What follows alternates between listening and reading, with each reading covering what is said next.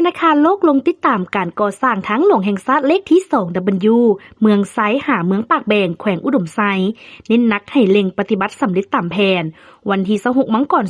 2026คณะผู้แทนจากธนาคารโลก World Bank นำโดยท่านนางมาเรียมซือแมน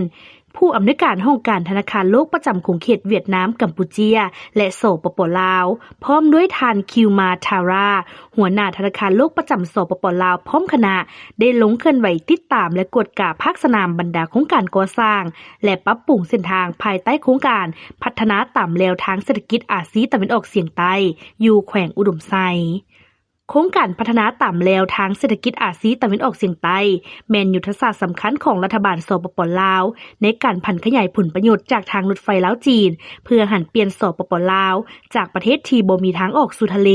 ให้กลายเป็นศูนย์กลางการเชื่อมจอดเชื่อมโยงและการบริการโลจิสติกในภาคพื้นสำหรับความคืบหน้าการก่อสร้างทางหลวงแห่งชาติเลข 2W เมืองไซหาเมืองปากแบงมีรวงยาวทั้งหมด136กิโลเมตรแบ่งเป็น3สัญญาโดยนำใช้รูปแบบสัญญาบูรณะรักษาทางระยะ10ปีก่อสร้าง3ปีและบูรณะ10ปีซึ่งมีรายละเอียดแต่ละจุดดังนี้สัญญาที่1กิโลเมตร0หากิโลเมตร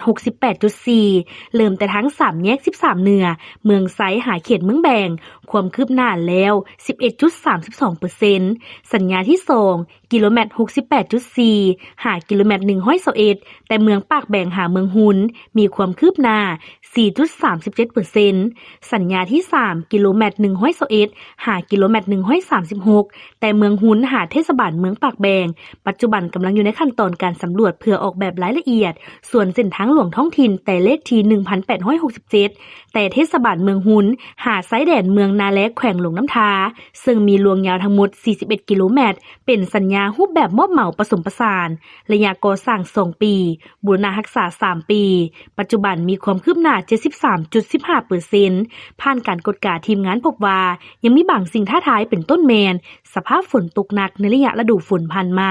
เห็นให้บางหน้าเวียกรุดแผนการรวมทั้งปัญหากลจักและแรงงานถึงอย่างใดก็ตามย้อนการประสานงานที่ดีระหว่างเจ้าของโครงการที่ปรึกษาและบริษัทผู้รับเหมา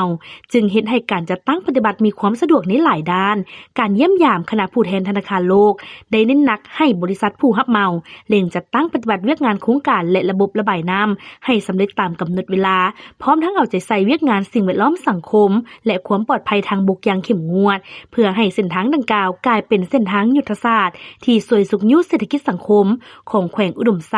ให้ขยายตัวอย่างยืนยง